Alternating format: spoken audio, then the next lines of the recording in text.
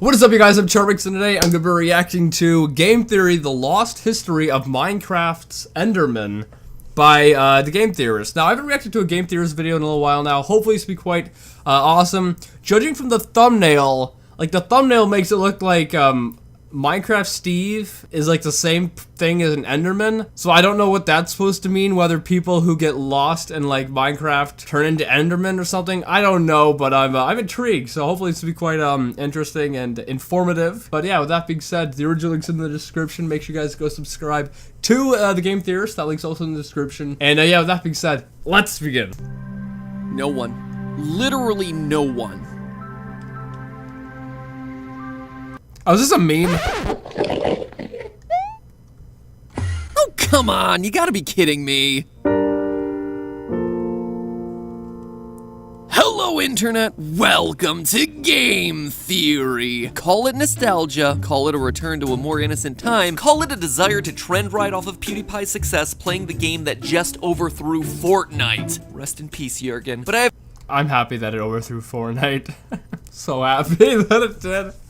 At least Minecraft's a good game. I've been digging through a lot of Minecraft lore lately. Oh, and you absolutely heard that right. According to Google Trends, Minecraft is now on top of Fortnite, both in terms of web search and here on YouTube. It's like the Grover Cleveland of video games. And by that I mean a game that was king, gave up its crown to someone else, but then snatched it back, just like old Grover C did when he was elected. Has it really just been between Minecraft and Fortnite? That's it? Like, has it just been like between those two, no other games?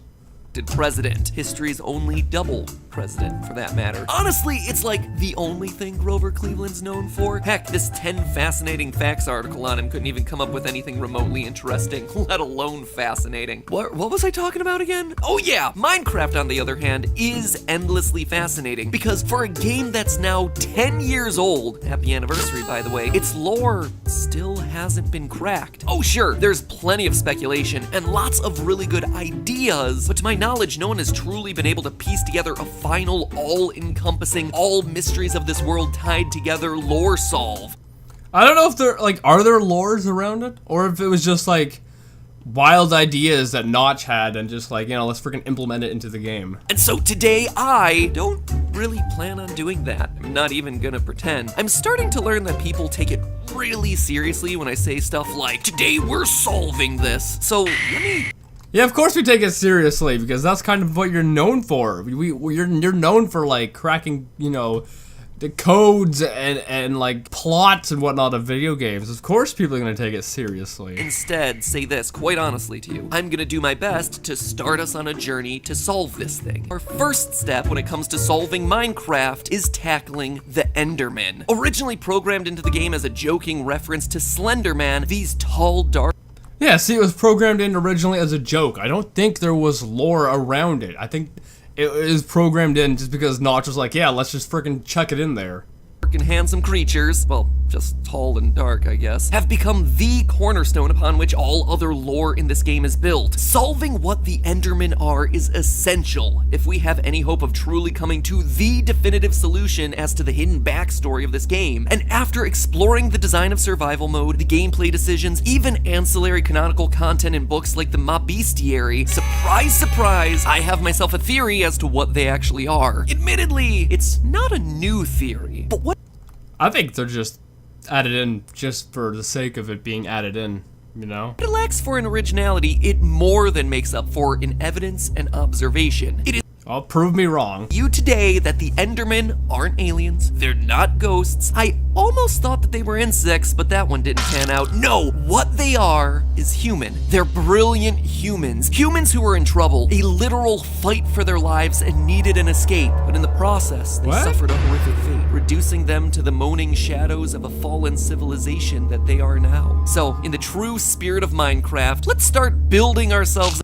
You better have some good proof for that, Matt. I mean, that's a pretty crazy, claim to have. I mean, you gotta have a lot of proof to back up The that. theory, shall we? What do we know about these creatures? Well, first, we know that they're one of the game's neutral mobs, meaning that they're not going to attack you unless they're actively provoked. This is already interesting because it means that, in many ways, they come in peace. I mean, look at the list of mobs and all of their behavior patterns. Anything else that's nice to you is either an animal, a villager, or a zombie pigman, which is weird and honestly merits an episode of its own for another day. Everything. And I mean... Yeah, the zombie pigman's weird. I've always found it weird. Very weird. It's very bizarre.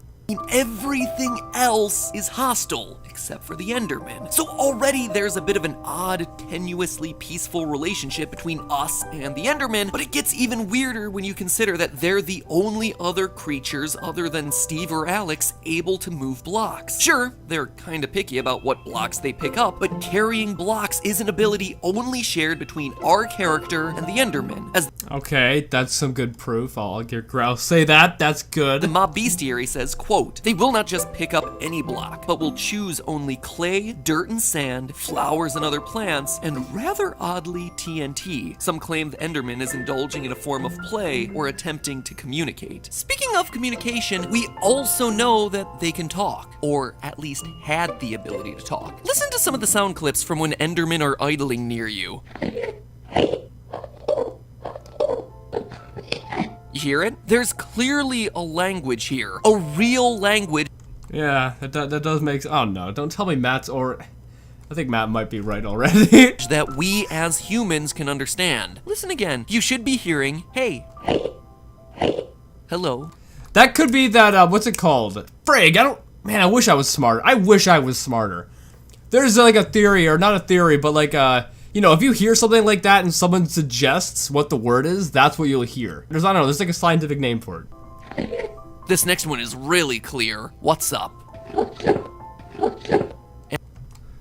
It does sound pretty similar. But maybe, again, maybe it's just the, because it's suggested, that's what you're hearing. Because that's what's, you know, what's up was suggested. And look for the eye.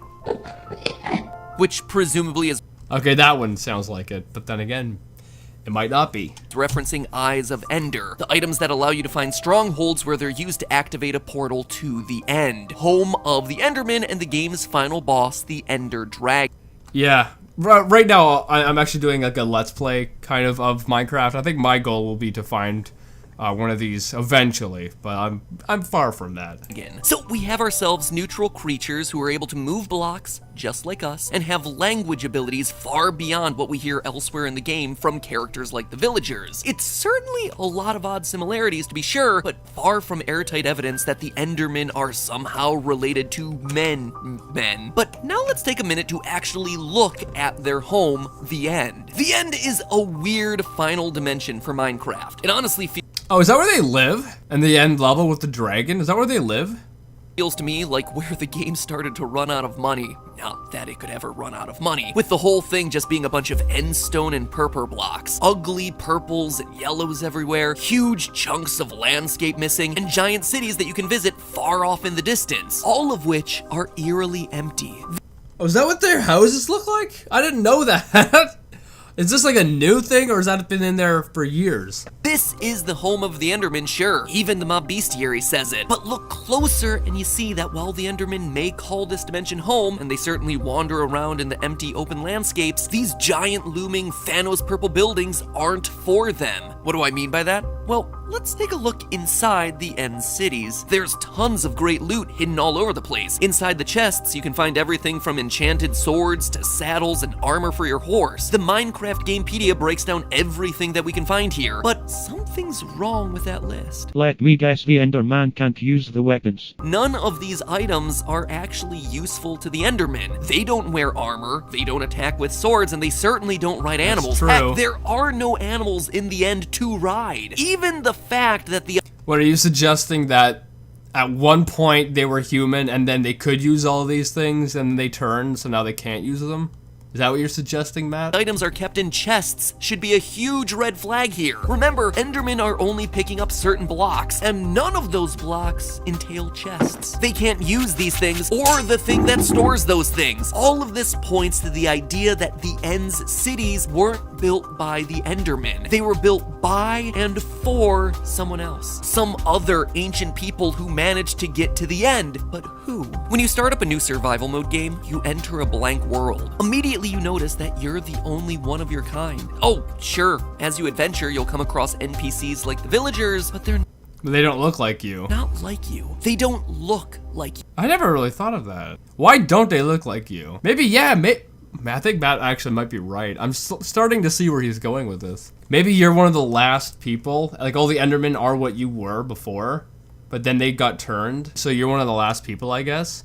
They can't build like you. You and the villagers are fundamentally different. It's almost as if you're a different species. Exactly. Attacks. When bit, a villager doesn't transform into a normal zombie. It turns specifically into a zombie villager. Regular zombies and zombie villagers are different. In fact, the only times that you ever really see anything that looks even remotely like you, it's always in the form of undead enemies. Zombies, drowned, husks. It And then maybe the Enderman. Oh boy. implies that once upon a time there were other humans here, but they all died en masse. It's a strange detail that you probably noticed, but you shrug it off and you continue on your journey. Then you start discovering pre-existing structures, mine shafts, temples in the desert, monuments underwater, all abandoned, all of them lost to time. Again, you're the only person who can build things in this world, and you certainly didn't build any of these things, so where did they come from? Okay, to be fair, the villagers live in towns which they obviously built, so that there proves that they can build if needed. We just never see them building because their home is already built. Making things even more suspicious is the fact that ruins like desert temples are protected by cleverly designed booby traps. Elaborate fake floors complete with pressure plates and grids of TNT. It all points. So then that makes you question, how did they, or how did the humans, how did they go away? Because if you can survive, you one person can survive, how come so many other people, like if there were a lot others before, how come they couldn't survive? You know, that doesn't make any sense. Unless you happen to be like the smartest of the humans. That doesn't make sense. To one thing, an advanced society of builders once lived in the overworld, but have since disappeared. So that begs the question, where did they go? And why did they disappear? Maybe they all died, which in turn led to the armies of the undead mobs that we have to guard against every night. And while I certainly think that that's part of it, it's not the whole story. Because we know that they went somewhere, teleported somewhere. And while they could have gone any number of places, we know for a fact that one of the places they ended up was the end. How can we be so sure? Strongholds. Strongholds are the hidden ancient ruins that contain massive portals to the end. Whatever this ancient society was, they were so advanced that they could figure out how to build these things, which in turn makes them more advanced than even you, the player. In survival mode, you can't craft the end frames necessary to construct this thing.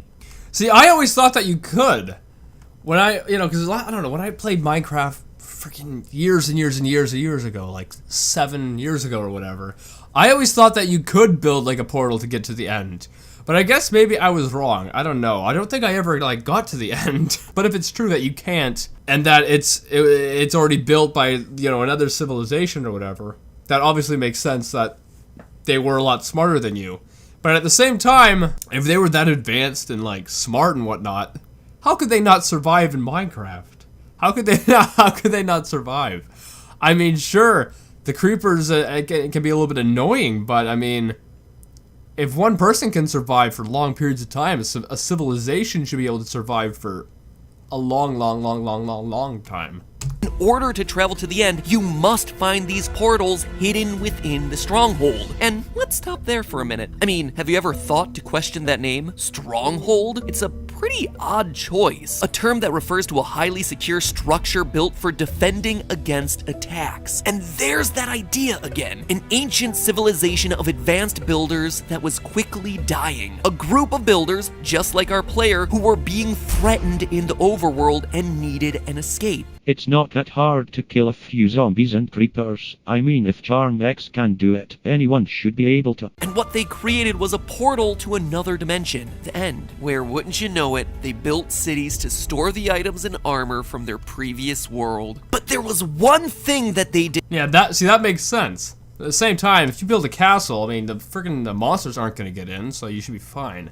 So that doesn't make sense why they would leave. Didn't expect that this would be a one-way trip, that the portal would close up behind them, leaving them stranded in a strange and barren wasteland. Sure, they were safe from whatever was killing them in the overworld, but now they were trapped in a wasteland guarded by an unstoppable dragon, and they came unprepared. Based on what we see in the chests, they came in with swords and armor and horses. Effective weapons to be sure, but not against an otherworldly foe, a giant foe that flies around and attacks with towering beacons that restore its health. They couldn't defeat this thing, hence why it's still living when we arrive. And as we know from the game, the only way out of the end is Okay, wait, I actually need to know how the only way out. through defeating the Ender Dragon. And since they could But wait, so you can defeat it, one person can defeat it, but a whole group of them couldn't defeat it? And they're supposedly really, like, friggin', you know, smart? Okay.